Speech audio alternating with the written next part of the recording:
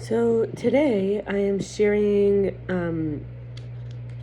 on the idea of expression, and I'll start with the throat. In her work on the chakras, Liz Simpson, she wrote a book. I like to think of the chakras as related to spheros. Spheros is the Kabbalistic wheels. Chakra is like the wheels according to Hindu Vedic yogic tradition. So separating it, of course, saying it's not the same thing, but rather that because I'm, studying the Jewish mysticism, we can compare this one to the place where we express from. So this is where we speak from our heart, which is Tiferes. This is the balance between truth and kindness. We call it peace or harmony or even compassion. Compassion not being the same thing as empathy, not getting into the feeling with the person, but rather compassion, which is a witnessing, a softness, a balancing of it's not mine, it's yours, but I care. And then also balancing the head. So the parts of the head, the left brain, the right brain, and then the coherence, the middle place, and of course the what we call Keter, which is the light that's sort of above and sort of surrounding and sort of permeates into. So before we get into that, I have to share from Shifra Chana Hendrie that there's two lights.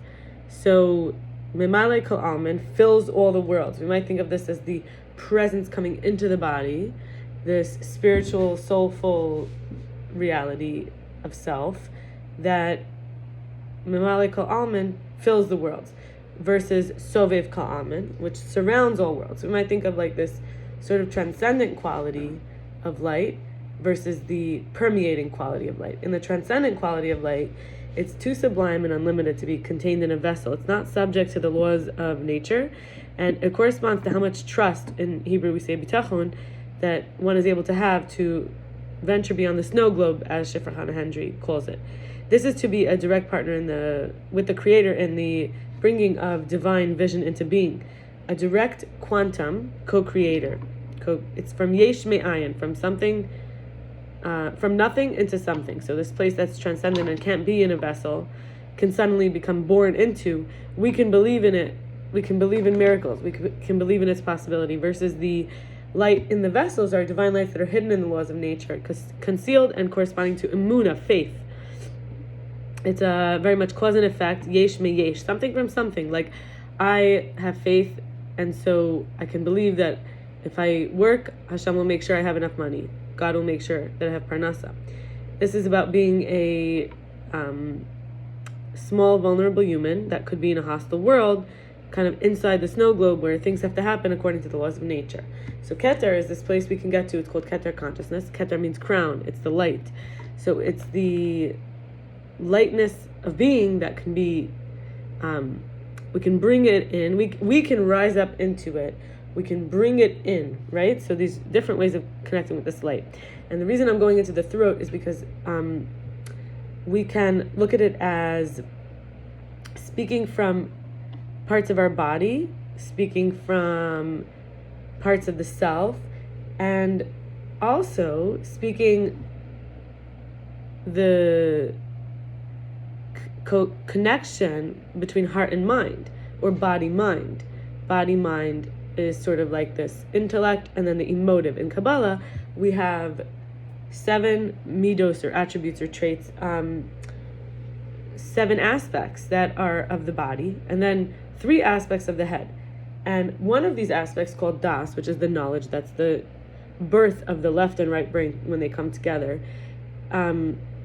These are all within the self, but this keter, really, which is when we don't say this left and right brain's child, the brainchild of our two sides, we don't always put das. It's sort of like a new one, like an added one, a plus one. The one that's usually counted is actually keter. It's a little different than the 2 of the mind. We would say it's like the third one of the mind. Either the keter is like this elyon, this aboveness, and then we have the das, which is the knowledge, or the knowing, or the oneness, like to make one. left and right makes one, but something new. This is sort of the breaking through, breaking open, breaking through of this light into sort of a vessel. Or I don't want to say a vessel, into a world, into the world. And so when we have this place that could connect sort of the mind over heart, or the heart can correspond to what the mind is having in its cognition, I think it's worth it for communication, creativity, to look at this place, because it also represents that in our mind we have a small version of us. It's called a homunculus in psychology. In Kabbalah we call it the Zeir Anpin, which is like the small face. It's like the smaller version of us that corresponds to this, version of me that's I have hands in that version of me in my mind. I have feet, I have legs, I have shoulders, I have a groin, I have an abdomen. All of this is in that little being of me in my mind. And also we have an Arach Anpin, the ancient face, which is to imagine that our self is really much, much, much, much larger and bigger than any dimensions that we can relate to it through our sensations, through images, through, ideas, through the behaviors or emotions. In other words, the amount of our body that's in our shoe, which is just a foot. I don't mean thigh-high boots. I mean literally a shoe. This is just a way to get an idea, an analogy. The amount of our body that's in our shoe, we would say, is roughly 5 to 10% of our body. For some it's less, for some it's more. And that's about as much as our soul, or our beingness, or our light that's in our body. So this is the idea. Arach Anpin is this ancient one. It's like the one that part of us that's connected to all life, that's connected to all oneness, from the beginning of before beginning, like before somethingness. So that part of us is called the ancient one, or the long face. It's long. It's way bigger. It's bigger than what we could relate to it through in our body. Or in other words, our faculties are a shoe, and this self is as big as our whole body is in relation to the shoe. Versus Zeir Anpin, which is like in our mind, we have through any of these faculties, you could kind of say the whole rest of the whole self is in each one of these. There's like a small self in each one. So Zeir Anpin is usually of the body, so we're saying there's a body in the mind. So I'm going to go into now the throat work. I feel like this is a good sort of bridge between heart and mind, and body mind, or however it is, and between the Soviv Kol Alman and Memali Kol Alman. And Liz Simpson makes a picture of like 16 petals, the lotus. Now 16 is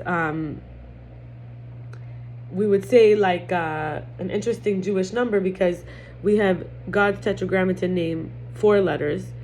The first 2 letters correspond to the masculine, this sort of idea of the transcendent quality, masculine because it's shining into, and then the second 2 letters correspond to the feminine quality, the receiving quality, the immanent or permeating quality, the embodied, and the spiritual.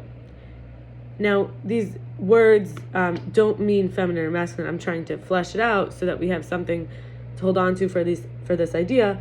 But the first letter of the Yud and the Hey is Yud, and the second letter of the Vav, and the first letter of the second 2, which is Vav. So together you get 16. So this could kind of be a little, because everything all connects in this oneness when we're studying mysticism, and it's all possible. So this idea that we can bring our heaven onto earth, we can have our feet on the ground, we can be grounded and flying, or flowing at the same time, in head in the clouds, as they say, or on earth, our feet on earth but our head in heaven. So we can communicate. This is creativity through sound, self-expression, purposeful thoughts and speech, personal expression combined with responsibility, because response is ability to respond. We choose words that bring value to communication, and by successfully doing the work of the areas below it. So we talked about our legs and feet connecting to our pelvis. And these are a few of the sfirot, and a couple of the what we call chakras also. The two aspects of Tiferet, like lower and higher, we would say there's one Tiferet aspect, which is the torso, but there's four that are from the groin down. So we can kind of relate them to the chakras, but it's not the same thing. But when we have done the work, and whether it's through abstinence, whether it's through preventing contamination, whether it's from purification, we can then use that discipline and build up to purify the throat enough to open properly, fully, deeply, where we're actively listening. Because the ear has a subtle inner layer available.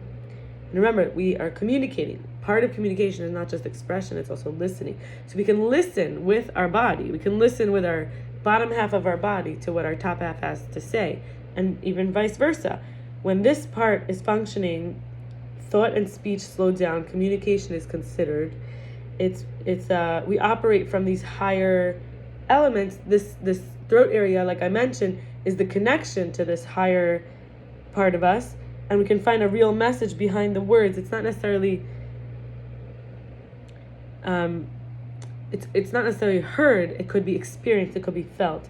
When we express our emotions and communicate to ourselves and to others, we also can keep in mind, too open, too fast. The energy here, we might be over talkative, self-righteous, dogmatic, arrogant.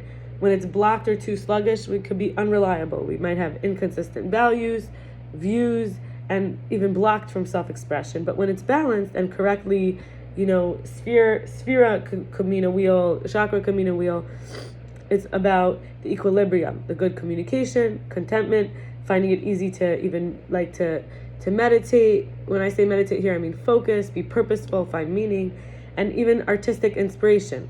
Because when we do what we call mastery over any negative drives or impulses, in other words, harmful or divisive, we then grasp the importance of purification, because in ourselves, honestly recognizing now and how we feel, recognizing in the now how we are feeling in the now moment, every moment, we can then have the confidence to communicate those emotions to others. We get a better grip on the fact that nothing lasts forever, and we see from a bigger picture. We bring in the left brain, which knows that it could do something about it. The right brain, which knows, I want to make sure that I experience goodness. So if the two are in relationship and coherence, it's this sort of